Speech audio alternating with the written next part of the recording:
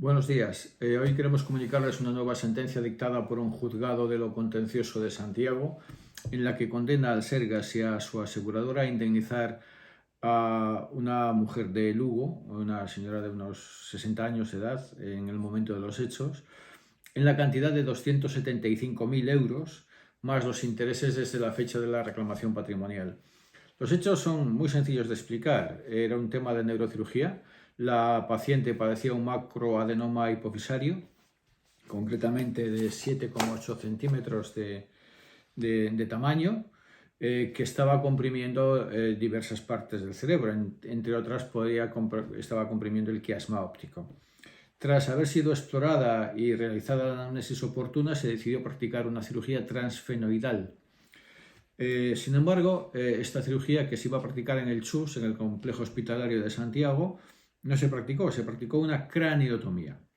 Craniotomía de la que no fue informada la paciente ni de sus riesgos generales, o sea, propios de la cirugía, ni de los riesgos personalizados, riesgos completamente distintos de la cirugía transfenoidal. Entonces el juzgado acoge esa alegación y señala que la paciente debe ser indemnizada por el cambio de cirugía sin que se le hayan notificado los riesgos de la misma. Pero esto no es todo. Una vez practicada la craniotomía, hubo que suspender la misma porque el servicio de anestesia no valoró correctamente a la paciente. Entonces empezó a tener dificultades respiratorias en el proceso quirúrgico y hubo que suspenderla. Realmente no constaba por parte del anestesista que hubiese valorado las graves dificultades respiratorias que tenía previamente la paciente y que era fumadora. Ello obligó a suspender la cirugía por el grave riesgo de su vida cuando ya se había iniciado la craniotomía, lo cual supuso un riesgo que agravó la situación de la paciente. Posteriormente, en un segundo tiempo, un mes y pico después, se completó la cirugía. Pero el posoperatorio fue completamente nefasto.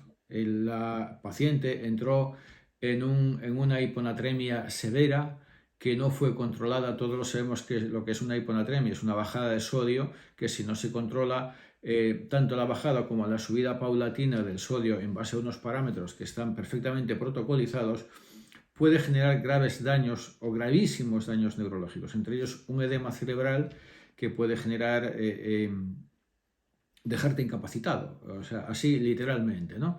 Entonces, en el servicio de neurocirugía de Santiago lo hicieron mal. O sea, durante prácticamente 24 a 48 horas no controlaron la hiponatremia. Es más, dijeron que ellos no tenían por qué estar realizando controles seriados, pero vamos a ver en qué país vivimos, en qué servicio estamos. O sea, la hiponatremia exige unos controles seriados porque es una situación médica, clínica muy grave, ¿no? Entonces, una vez que se dieron cuenta de la hiponatremia, la paciente tuvo que ingresar en reanimación, se la fueron controlando poco a poco, pero el daño ya estaba causado. La paciente perdió la visión de un ojo, quedó con graves problemas foniátricos, estuvo muchísimo tiempo hospitalizada, no puede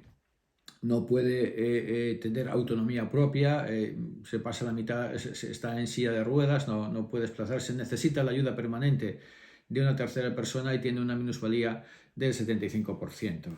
Probablemente se incremente con el paso del tiempo.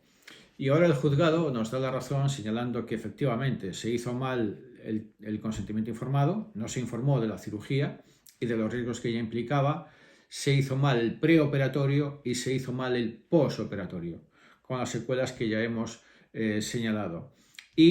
E indemniza a la paciente con una cifra inferior a la que nosotros pedíamos, por eso estamos valorando apelar la sentencia, en la suma de 275.000 euros, más los intereses desde la fecha de la reclamación patrimonial, que deben ser intereses de 2 o 3 años aproximadamente. Siempre recomendamos que acudan a abogados especializados en la materia con los mejores peritos posibles, a hacer un estudio previo muy detallado del acto clínico y después formular la oportuna demanda.